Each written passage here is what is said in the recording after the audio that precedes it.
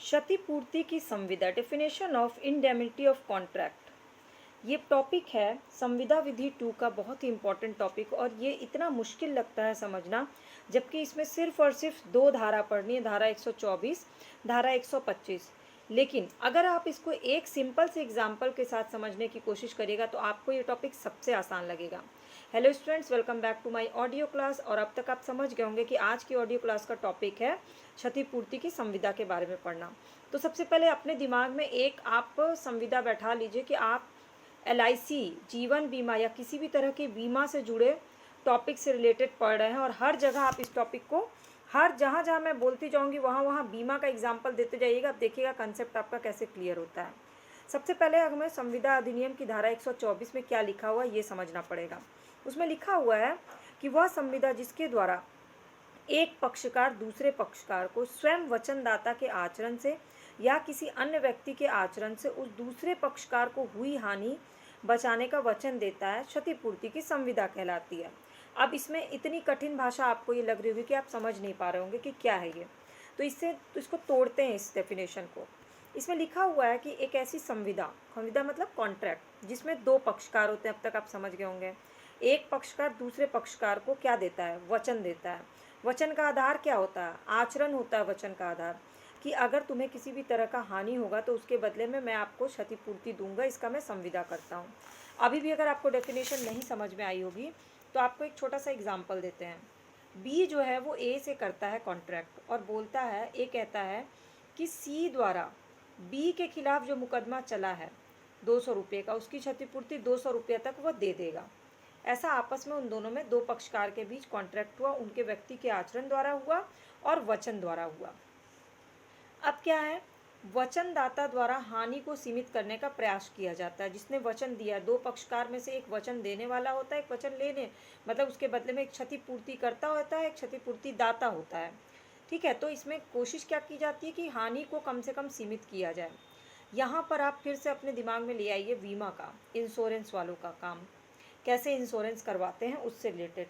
लेकिन यहाँ अभी हम लिख नहीं सकते क्योंकि हमें एक प्रॉपर आंसर राइटिंग करनी है, तो हमें कुछ और केसेस देने होंगे, कुछ एग्जांपल्स देने होंगे। तो एक केस आप यहाँ मेंशन कर दीजिएगा, एडम्स और जर्विस 1827 के बाद में कहा गया था। ये गाय बेचने का एक केस था। केस किस हिसाब से था कि वादी ने कहा कि उसकी गाय नीलाम द्वारा बेच दी गई। वादी ने गाय नीलाम द्वारा बेच दी और गाय प्रतिवादी की थी ही नहीं, जिसको बेची उसकी थी ही नहीं। गाय के असली मालिक ने वादी से गाय का मूल्य वसूल करना चाहा, तो वादी ने प्रतिवादी के खिलाफ मुकदमा कर दिया और ये निर्णय लिया कि वादी को क्षतिपूर्ति प्राप्त करनी चाहिए, क्षतिपूर्ति मिलनी चाहिए। ठीक है, अब यहाँ क्षतिपूर्ति का वचन जो था वो अभिव्यक्त हो सकता था और अभिव्यक्त किया गया। अब हम थोड़ा और आगे बढ़ते हैं इसको समझने के लिए थोड़ा आसान तरीके से। सपोज दो पक्षकार हैं, एक वचनदाता है और एक क्षतिपूर्ति दाता है। ठीक, स्वयं एक तो या तो वो खुद से वचन देता है या सामने वाला का जो आचरण है उसको देख करके क्षतिपूर्ति देता है। जैसे कि बीमा कंपनी है, आपने बीमा कंपनी में बीमा कराया, तो बीमा कंपनी वाले ने आपको वचन दिया, या आपके आचरण को देख करके, मतलब आपका जो स्टेटस है, चाहे आप मेडिकल बीमा भी कराते हैं तो सबसे पहले आपका मेडिकल टेस्ट होता है ना, उसी स्टेटस के आधार पर। जैसे 60 साल के जो ओल्ड एज है उनका बीमा कराया जाता है तो पहले ब्लड टेस्ट होता है, और अगर ब्लड प्रेशर हाई है, शुगर है, तो उसमें फिर बीमा का जो क्षतिपूर्ति होता है ना, उसका अमाउंट कम हो जाता है। तो बेसिकली ये जो वचनदाता जो है वो वचन देता है, वो आपके आचरण को और सारी चीज़ों को देख करके देता है। इसीलिए जब भी कोई वचन होता है, कोई संविदा होती है, ऐसा कोई क्षतिपूर्ति का कॉन्ट्रैक्ट होता है, तो उसके कुछ इंपॉर्टेंट पार्ट्स होते हैं, इंपॉर्टेंट तत्व होते हैं। पहला तत्व ये था कि उसमें दो पक्षकार होना कंपलसरी है, एक क्षतिपूर्ति करता और क्षतिपूर्ति दाता, एक जो संविदा करता है, एक दूसरे जिसको क्षतिपूर्ति का मिलता है। दूसरा है पहले एक प्रस्ताव देना होता है। जैसे बीमा कंपनी वाले आपके घर आए और पहला पक्षकार बीमा कंपनी है, दूसरे पक्षकार आप है। ठीक है, इस तरह से समझिएगा तो समझ में आएगा। फिर आपको एक प्रस्ताव दिया जाता है, बीमा कंपनी आपको प्रस्ताव देती है, प्रस्ताव पूरा तैयार किया जाता है। तीसरा तत्व है आप उसमें स्वीकृति देते हैं, आप प्रस्ताव से पढ़ लेते हैं, आपको सब समझ में आ जाता है, आप उसको स्वीकृति दे देते हैं। इसके बाद स्वतंत्र सहमति होती है, दोनों पक्ष जो है अपनी स्वतंत्रता से सहमति दे देते हैं। और लास्ट में फिर प्रतिफल डिसाइड होता है, यानी कि संविदा होती है ये सोच के कि इसके बदले में क्या क्षतिपूर्ति मिलेगी, बीमा कंपनी वाले आपको बताते हैं। तो अब बीमा कंपनी का एग्जाम्पल देके आपको क्षतिपूर्ति की संविदा ईजिली समझ में आ रही है। तो बेसिकली इसमें क्या होता है, एक पक्षकार दूसरे पक्षकार को उसको हानि से बचाने का वचन देता है। जैसे अगर आपने किसी मोटरसाइकिल का बीमा कराया है, तो बीमा आप मंथली जो भी आप उसको प्रीमियम दे रहे हैं, उससे आपको अगर कभी मोटरसाइकिल का एक्सीडेंट हो जाता है तो आपको जो हानि होगी उस हानि से आपको बीमा कंपनी वाले बचाएंगे।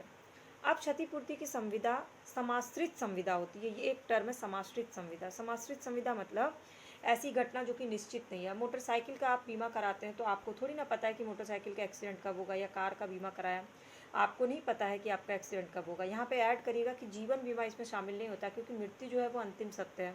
मृत्यु तो हर किसी की एक ना एक दिन होनी ही है, इसलिए जीवन बीमा को इसमें ऐड मत करिएगा। जो भी एक्सीडेंट्स होते हैं वो इसमें आप एग्जाम्पल के तौर पे दे सकते हैं कि ऐसी घटना जो निश्चित ना हो उसको समाश्रित कहते हैं, और इसके लिए समाश्रित संविदा होती है, जैसे कि कार का बीमा, मोटरसाइकिल का बीमा, इस तरह की चीज़ें। फ्रिज का बीमा करा दिया आपने, एसी का बीमा करा दिया।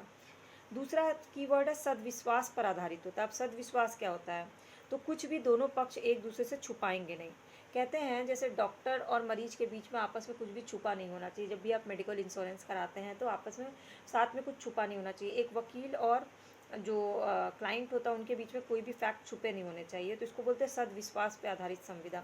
जब दोनों पक्ष एक दूसरे से बिना कुछ छुपाए संविदा करते हैं तो क्षतिपूर्ति की संविदा में ये कंपलसरी है। तीसरा है वास्तविक क्षति पाने का अधिकार। अब इसमें क्या होता है, वास्तविक क्षति पाने का अधिकार क्या होता है, जैसे मान लीजिए किसी मोटरसाइकिल है, किसी ने मोटरसाइकिल 60,000 में ख़रीदा है और उसने बीमा करा लिया मोटरसाइकिल का 1 लाख का। ठीक है, अब मोटरसाइकिल हो गई कुछ दिन बाद चोरी, तो मोटरसाइकिल चोरी होने पर उसको क्या 1 लाख मिलेगा? नहीं।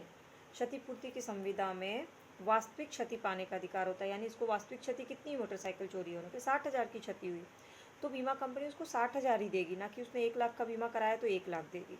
ठीक है, तो एग्जाम्पल के तौर पे आपको बीमा कंपनी का समझ में आ गया।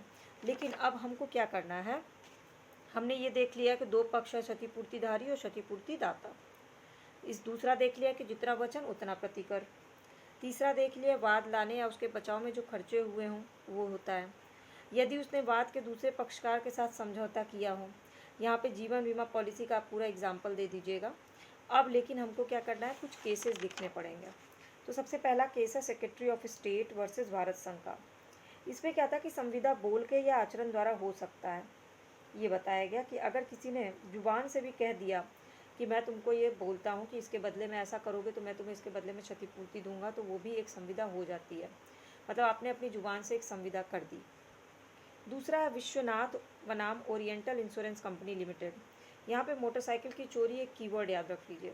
गाड़ी का बीमा 1 लाख का हुआ और बीमा कंपनी ने कहा कि वो बाजार मूल्य देगा। ये एग्जाम्पल आप इसमें लिख सकते हैं, यही केस ही था ये। विश्वनाथ और ओरिएंटल इंश्योरेंस कंपनी लिमिटेड का केस बेसिकली यही था। तीसरा केस लिख लीजिएगा डगडेल वर्सेस लोबरिंग केस। लोबरिंग, इसमें ट्रक का एक केस है, ट्रक के दावेदार का। इसको आप चाहें तो और डीपली अगर जानना होगा तो कमेंट करके बताइएगा। बेसिकली दो पक्षकार हैं, एक वादी और एक प्रतिवादी। एक कंपनी है जो प्रतिवादी है और ट्रक जो है ना वो वादी के पास है। तो प्रतिवादी बोलता है कि जो इसके पास ट्रक है वो मेरी कंपनी के ट्रक हैं, पर वादी ये मानता नहीं है और वो कब्जे में रखा रहता है। इसी पे ये पूरा केस है। आप इसको पूरा फुल स्टडी करना होगा तो मुझे कमेंट करके बताइएगा, मैं ज़रूर आपको इससे पूरी केस शेयर कर दूँगी। फिलहाल आप इस केस का नाम याद रखिए, आपके आंसर राइटिंग के लिए सफिशियंट है। इसके बाद है गजानन मोरेसस बनाम मदन मोरेसस। जैसे ही क्षतिपूर्तिधारी का दायित्व स्पष्ट हो जाता है वैसे ही क्षतिपूर्तिदाता से भुगतान के लिए धन की मांग कर सकता है। इस केस में ये कहा गया। अब आप बताइए कि हमने आर्टिकल 124 में क्षतिपूर्ति संविदा अधिनियम में क्षतिपूर्ति की संविदा की डेफिनेशन पढ़ ली। आर्टिकल 135 में दिया गया है दायित्व की सीमा क्या है, मतलब किस सीमा तक उसे क्षतिपूर्ति देनी है। वचन जितना दिया उतना ही देना है। वाद लाने या उसके बचाव में जो खर्चे हुए वो देना है, और वाद के दूसरे पक्षकार के साथ जो समझौता किया है वो इसके अंतर्गत आता है। अब आपसे क्या क्वेश्चन पूछ सकता है, आपने 5 केस याद कर लिए, आपने एग्जाम्पल्स अच्छे से समझ लिया, और आप अब क्षतिपूर्ति की संविदा यानी कॉन्ट्रैक्ट ऑफ इंडेमनिटी पे कोई भी क्वेश्चन आएगा आप लिख सकते हैं। बस धारा 124 से आपको इसको शुरू करना है। अब इसमें कोई भी डाउट रह गया होगा तो नीचे कमेंट करके पूछिएगा, और चैनल के सब्सक्राइब बटन को क्लिक करके बेल आइकन को प्रेस